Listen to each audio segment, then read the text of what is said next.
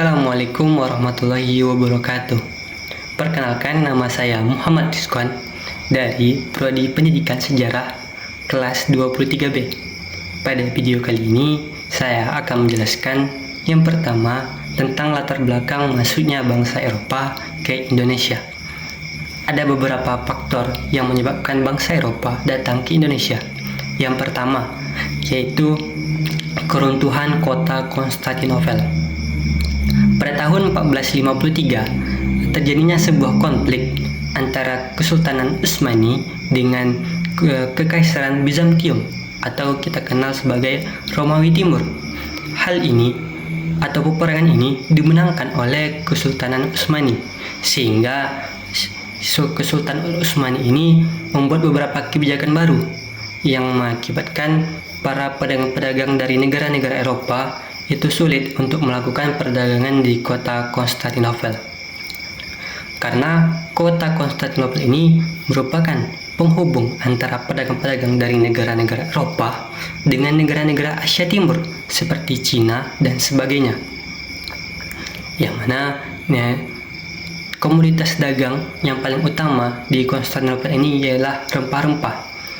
Pada saat itu, rempah-rempah merupakan komoditas dagang yang mahal yang dicari-cari oleh bangsa Eropa, karena rempah-rempah mempunyai manfaat. Yang pertama itu sebagai penambah rasa makanan, yang kedua sebagai penghangat tubuh, dan rempah-rempah ini juga dimanfaatkan oleh para bangsawan sehingga harganya begitu tinggi.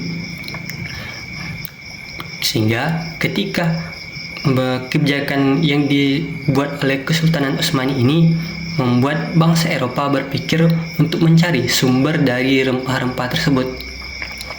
Kemudian faktornya yang kedua yaitu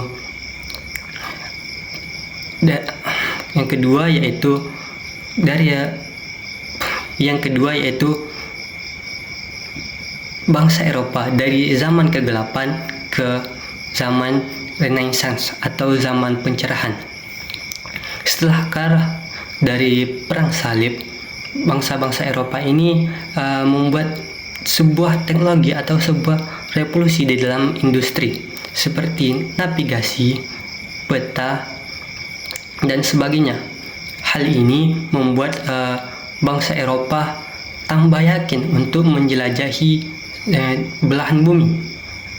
Karena seperti yang saya singgung sebelumnya, yaitu bangsa Eropa tidak bisa lagi berdagang di Konstantinopel, sehingga rempah-rempah sulit didapatkan di negara-negara Eropa.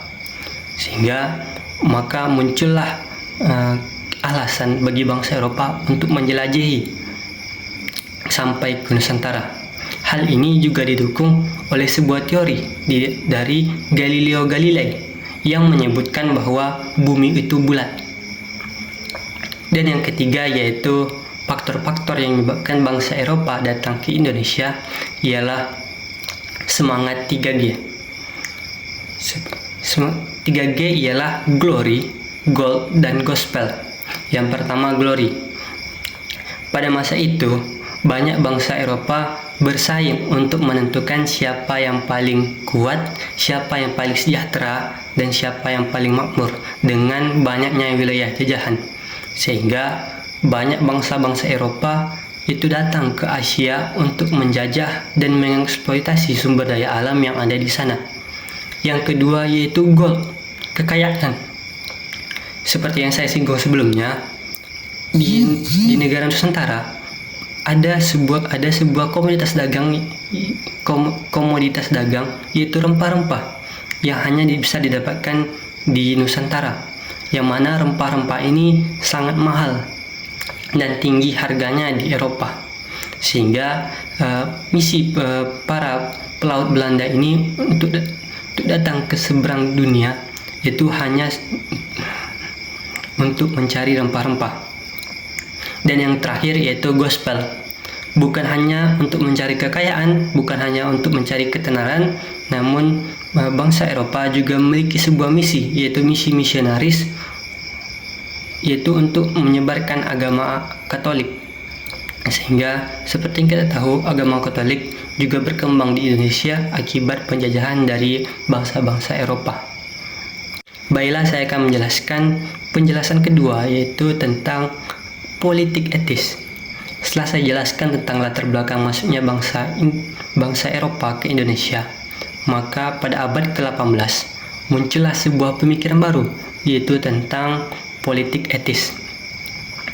Pemikiran ini digemborkan oleh kaum-kaum intelektual di Belanda, itu seperti Douw Steker dan sebagainya. Politik etis sendiri ialah pemikiran bahwa pemerintah Belanda harus mensejahterakan wilayah-wilayah Hindia Belanda. Hindia Belanda sendiri merupakan nama dari daerah yang dijajah oleh bangsa Belanda. Karena Hindia Belanda ini banyak membawa manfaat kepada pemerintah Belanda dan juga warganya. Maka mereka harus membalas budi. Maka ada 3 hal yang diterapkan oleh pemerintah Belanda dalam politik etis ini. Yang pertama, pendidikan. Banyaknya sekolah didirikan di Indonesia pada masa itu, namun hanya untuk kaum priai atau kaum bangsawan. Walaupun seperti itu, kaum bangsawan yang sekolah ini, mereka akan menjadi tokoh-tokoh nasional yang akan membuat Indonesia merdeka, seperti Dr. Sutomo, Ki Hajar Dewantara, dan sebagainya. Selanjutnya yaitu transmigrasi. Pemerintah Belanda menerapkan sistem para warga yang ada di kota yang padat penduduk untuk berpindah ke daerah-daerah yang belum ditinggali atau masih sedikit yang tinggal di situ. Yang mana hal ini nanti akan membuat pemerataan pembangunan, karena ratanya para warga yang ada di seluruh Nusantara. Yang ketiga yang terakhir yaitu irigasi. Irigasi ini ialah sistem aliran air yang dibuat oleh Belanda untuk memaksimalkan atau memudahkan para petani dalam mendapatkan air. Maka sistem irigasi ini masih kita pakai hingga sekarang.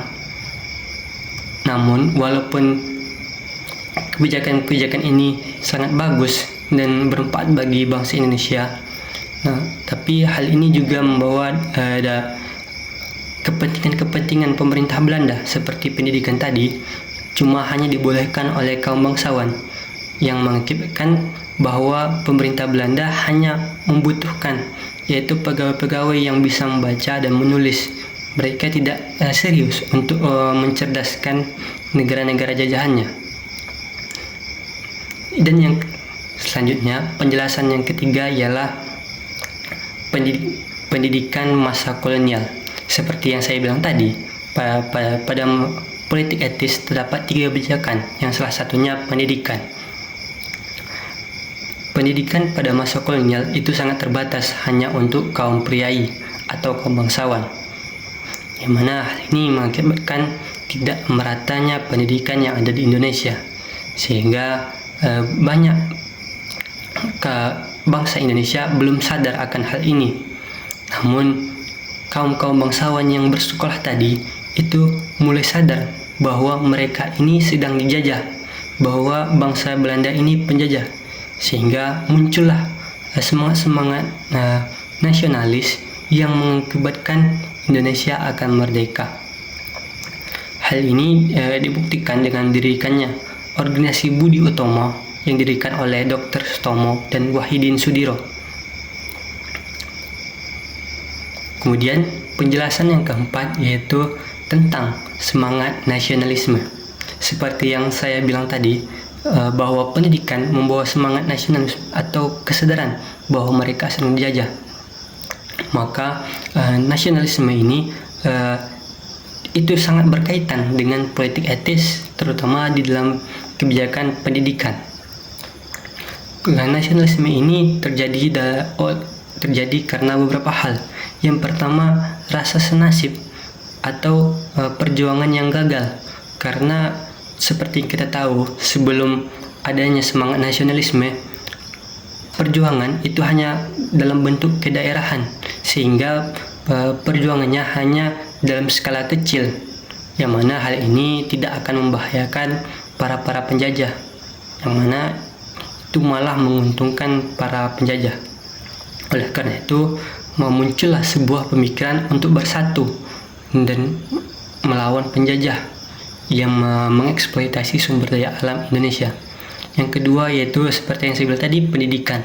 Karena banyaknya kaum intelektual yang sadar akan hal ini, yang sadar akan dijajah, sehingga mereka membuat sebuah organisasi yang nantinya akan menjadi organisasi semangat perjuangan seperti Budi Utomo, Syarikat Islam, dan sebagainya. Mungkin cukup sekian yang dapat saya sampaikan.